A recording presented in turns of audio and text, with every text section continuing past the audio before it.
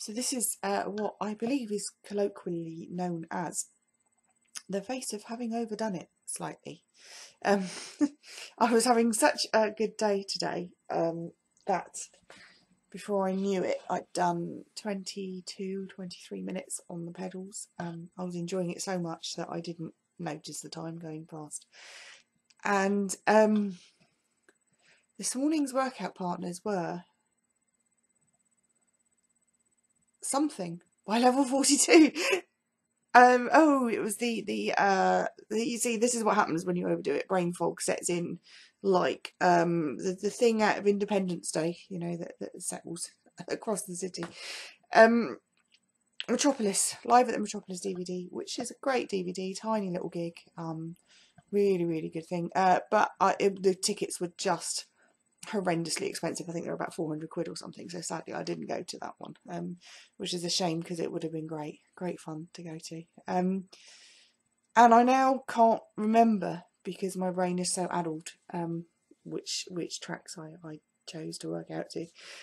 So whichever one I picked, here it is, and I'm sure it's very, very good.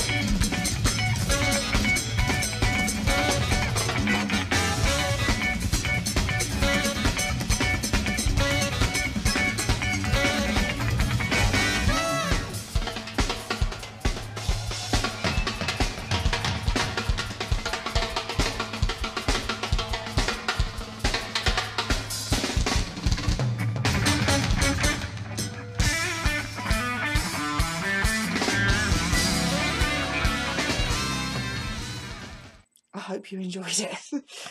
So after that, I decided to, because I was feeling so good, I decided I was going to do my balance exercises, so I did those, and then I decided I was going to do some upper body work with the resistance bands, which, you know, is useful for the crutches. So I did that, and then because I was still feeling so good, I decided to walk to Sainsbury's, which was a bit of a schoolboy error because I actually subluxed my ankle walking down the path from my flat, and it's at that point I probably should have turned around and come home again, but I soldiered on because I'm stupid. And I went to Sainsbury's and I dropped my basket, and by the time I got to the checkout, I was leaning on the crutches and trying not to cry, and the very nice woman in front of me took pity on me and let me go ahead of her, which was very kind of her.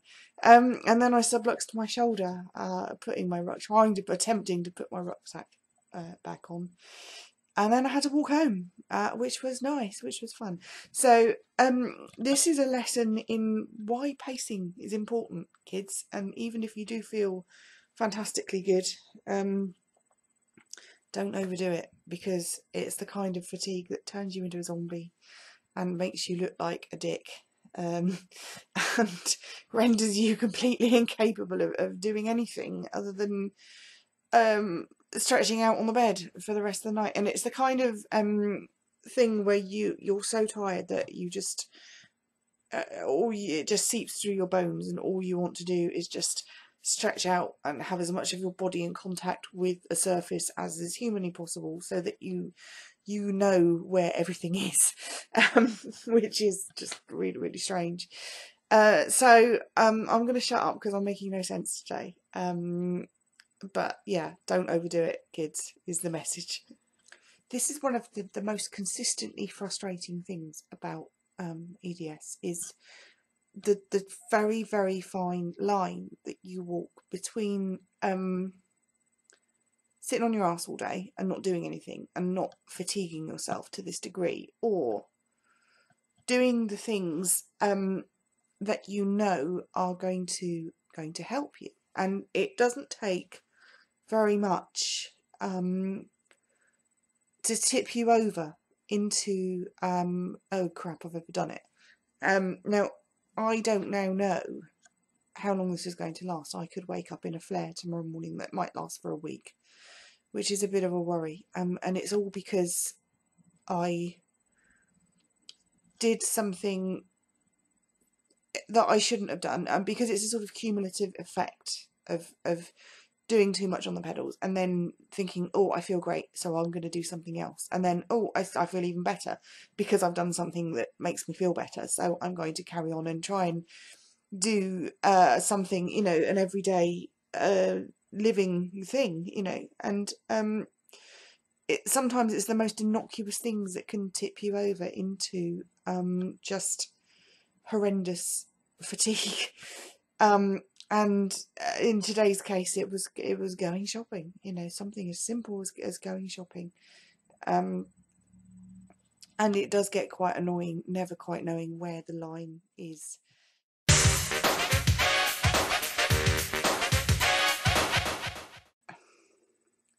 Now might be a good time actually to talk a bit about fatigue in EDS and what that's like. Now, as if to demonstrate the point quite well, normally I would brush my hair, put on a bit of lippy before I did one of these waffles, but tonight I really can't be bothered, and bed is just too comfy, and even though the makeup is just over there, I just can't be bothered.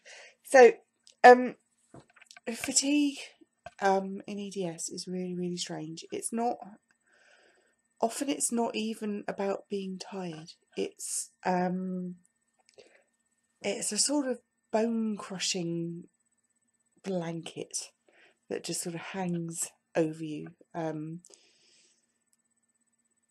everything takes so much more energy. Like, for example, this video has been going for 30 seconds maybe since I picked the camera up. I'm holding the camera in my right arm with my right hand here, and it's flagging. It's actually starting to really hurt in the muscle in the back of my arm just from holding a tiny little webcam up for maybe 30 seconds.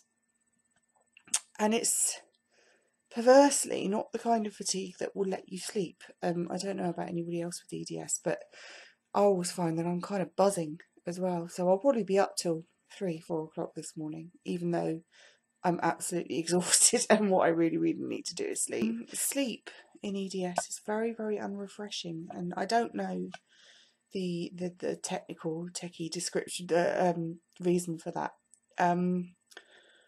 But I always wake up, and I've said this for many years before I had my diagnosis, before I even knew I had this.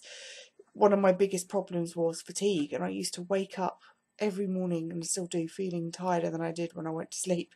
And sorry, I just got to hold my arm up.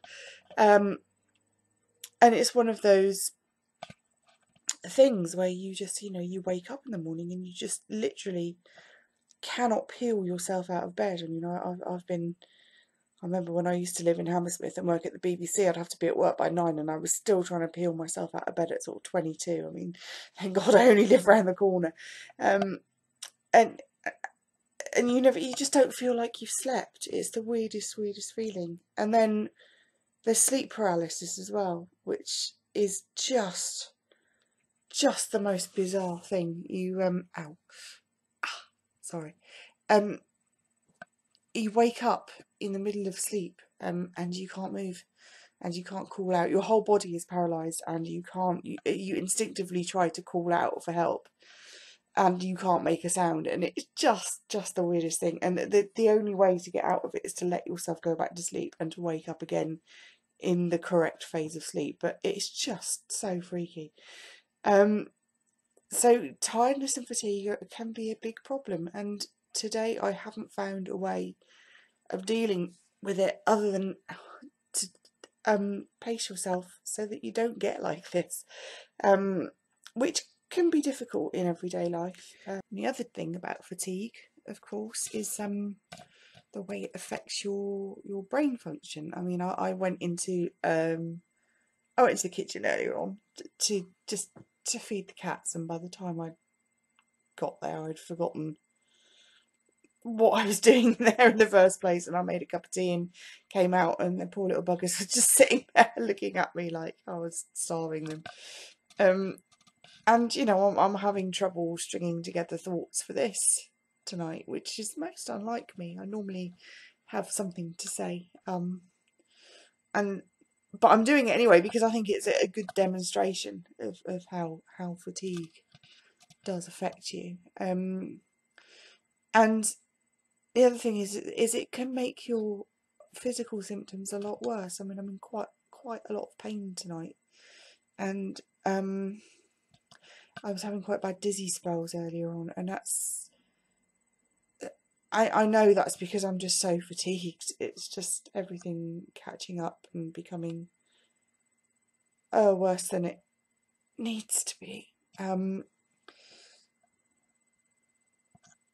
Desperately trying to think of something interesting to say, and I can't, which is very, very frustrating because this should have been quite an interesting waffle, and it's just pants.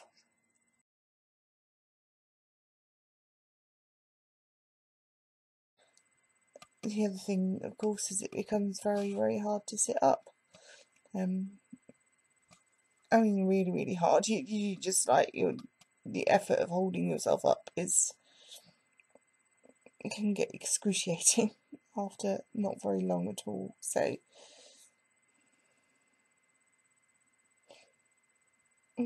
so it's easier to just sort of lie down and be done with it.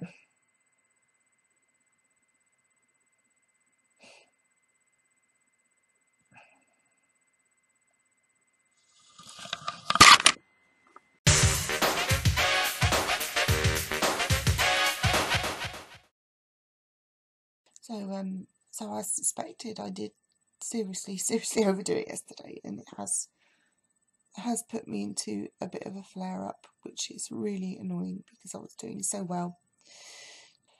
But I've woken up this morning feeling like I haven't slept in about a week. And this is when the flare up plan should get put into action. And a flare up plan is really important if you suffer from any sort of condition that can put you into this kind of state, because the last thing you want to be doing when you're in said state is having to expend your energy to go and do stuff that you need to do just to survive, to get through it. So the idea is to have all that in place before it happens. So for me, a flare-up plan basically involves making sure that my flat is stocked with everything I might possibly need in the event of a flare-up.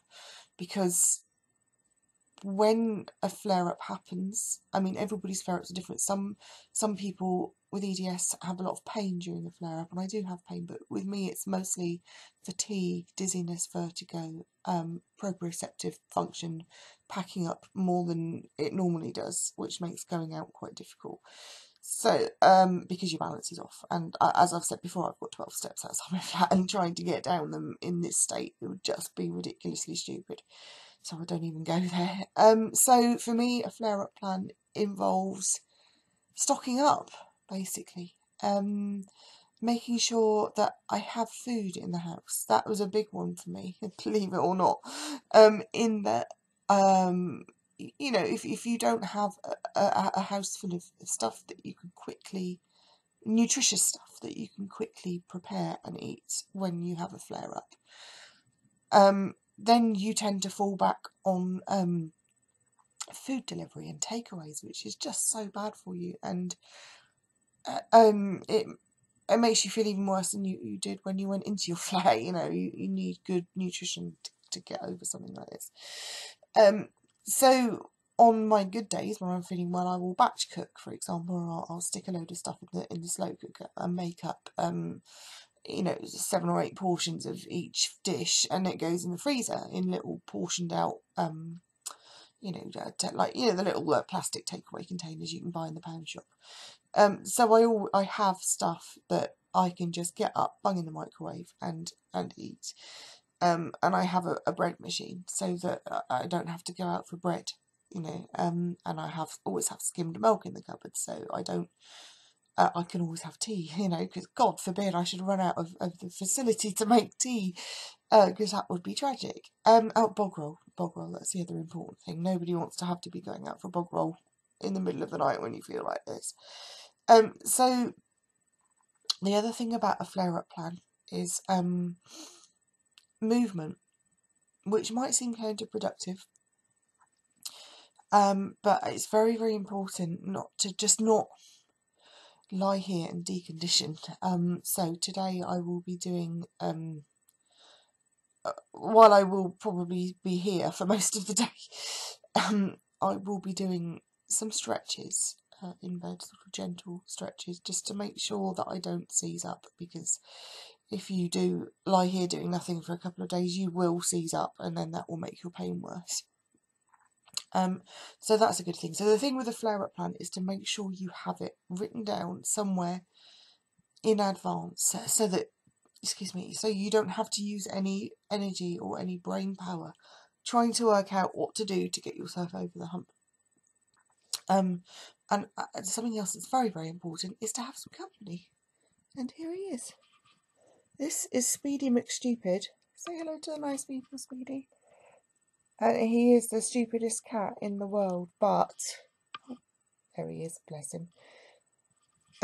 This isn't the interrupting cat, by the way. This is the other one. And he is the dumbest cat in the world, but he's excellent company, and he will be here all day keeping me company, bless him.